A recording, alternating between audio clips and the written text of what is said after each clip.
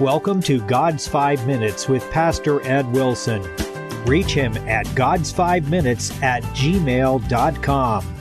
Now, here's Ed Wilson with God's 5 Minutes. Hello, friends. The 8th Psalm, surely some of the most insightful and beautiful literature the world has ever seen, contains in verses 3 and 4 these words: "When I consider thy heavens, the work of thy fingers, the moon and the stars which thou hast ordained, what is man that thou art mindful of him, and the Son of Man that thou visitest him?" Our King James translation of the Bible renders the Hebrew heker as the interesting English word consider. Consider is from the two Latin phrases con, which means with, and siderus, which means stars. David thus said, "When I gaze into the starry heavens and see, far as human sight can reach, the endless, wheeling, majestic moons and planets, swallowed up in galaxies whose outer limits have never been discovered, I'm bound to consider myself very small indeed. It's impossible to look into the cloudless night sky and not see it densely packed with an unending universe, all beyond mortal comprehension of worlds beyond worlds. Even on this good old terra firma where we each spin out the tale of our days, what mark do we leave of evidence that we've even been here? Let any of us be snatched away by the capricious hand of destiny, and within days our footprints are blown out of the dust where we once walked, and within a generation most of us lie as moldering bones, forgotten and undiscovered to those who live in houses we built, cultivate land where we plowed and planted, spend money we once carried in our own pockets. If we have so little impact on this tiny earthen ball to do what we amount, what do we matter when weighed against the majesty of the universe?" All of this, the Psalm's author, David, touches in a couple of phrases: "Consider thy heavens." But then his mind reaches still further out, and he points out that these stupendous, colossal galaxies and vast, unfathomed distances are the work, not of God's great hand, but just his fingers, which amounts to a suggestion that such unimaginable creations were trivial to him. We here on Earth have never mastered the moon.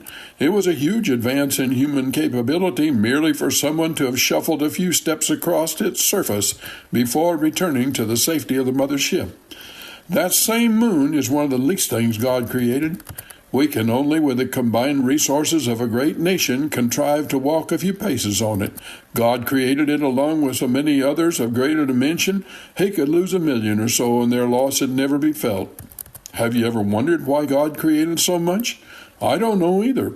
But it puts our scrabbling about for a couple of dollars while getting into silly spats with fellow humans in their rightful place as puny. And the next verse in this psalm is even more potent. "What is man that thou art mindful of him, and the Son of Man that thou visitest him?" And what indeed are we? A forensic surgeon would say we are oxygen, carbon, hydrogen, nitrogen, calcium, and phosphorus. Take the mortal life out of the body, composed of these things, and soon the Lord's work is fulfilled for small and great. Dust thou art, and unto dust shalt thou return. And is that then the destiny of the human life form?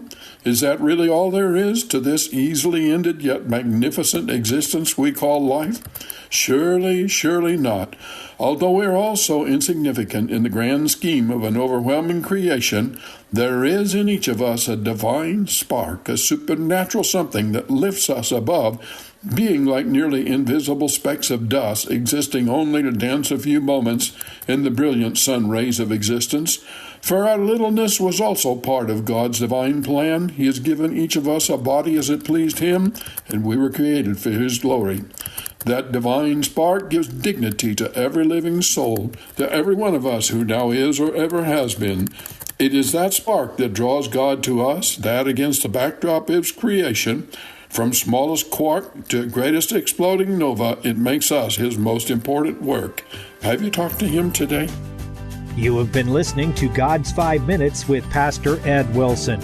Reach him by email at GodsFiveMinutes@gmail.com.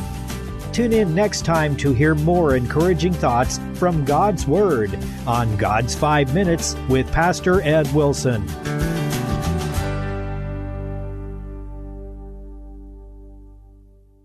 Are you a Christian who likes to read? If not, there's a whole world of Christian publishing out there that you're missing out on. I invite you to check out the Author's Corner podcast, where I talk to the latest Christian authors each week about their new book releases and what's coming next.